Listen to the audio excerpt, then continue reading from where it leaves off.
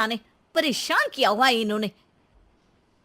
सास के जबरदस्ती परेशान करने की आदतों से दुखी मुग्धा एक शाम सचिन के साथ अपने कमरे में बैठी हुई बात कर रही होती है।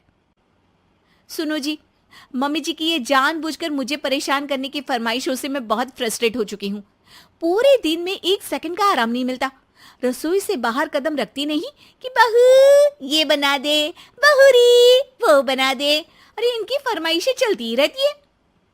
अरे मुग्धा, माँ खाने की शौकीन है पर उम्र हो चली है, खुद खाना नहीं बना सकती इसलिए तुमसे बोलती है। अरे तो शौक भी उम्र देख कर रखने चाहिए ना। समझ में नहीं आता, हर समय फेविकॉल का जोड़ लगाए सोफे से चिपके बैठी रहती है। इतना सब डाइजेस्ट कैसे हो जाता है उन्हें? अरे तुम मेरी माँ से इतनी नफरत कैसे कर सकती हो? मैं उनसे नफरत नहीं करती जी, बस परेशान हूँ।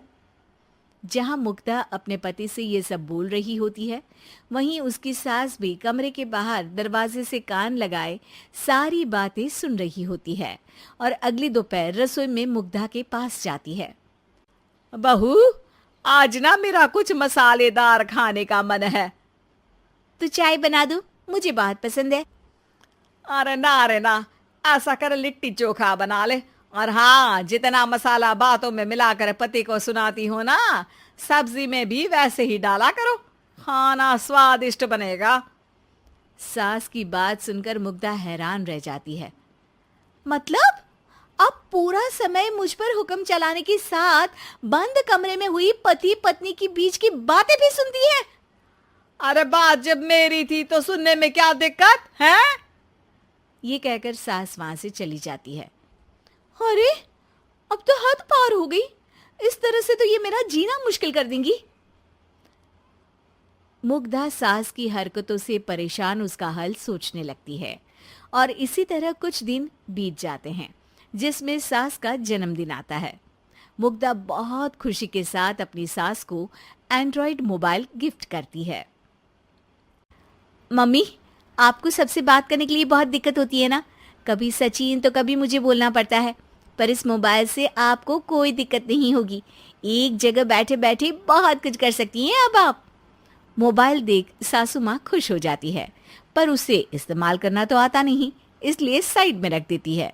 जिसे देख मुग्धा घर का सारा काम छोड़ मोबाइल सेट कर सास को इस्तेमाल करना सिखाने लगती है, जिसके बाद अब सास पूरा समय मोबाइल में ही लगी रहती है।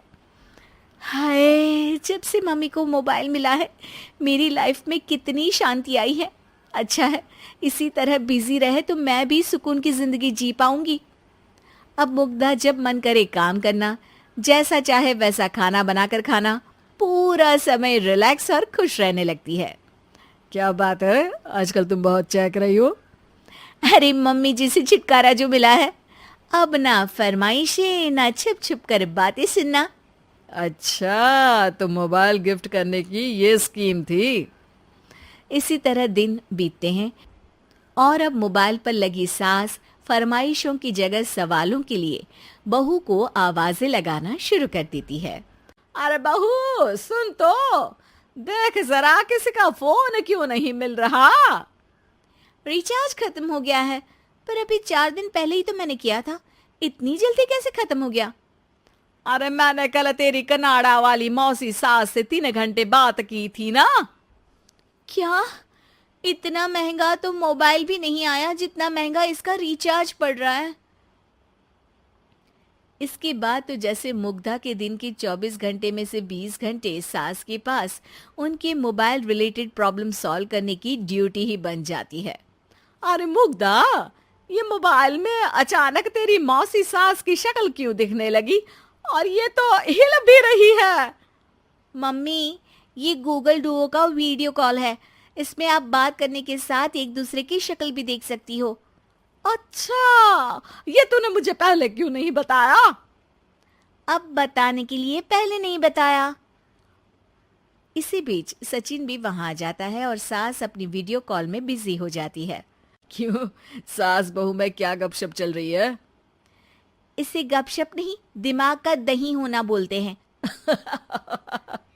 पर तुम तो मम्मी को मोबाइल देकर बहुत खुश थी, फिर क्या हुआ? हाँ, उसका सुकून भी कुछ ही दिन मिला। अब घर के टंटे खत्म हुए तो मोबाइल की टिंग टिंग शुरू हो गई। देखो भाई, कुछ पाने के लिए कुछ खोना तो पड़ता है।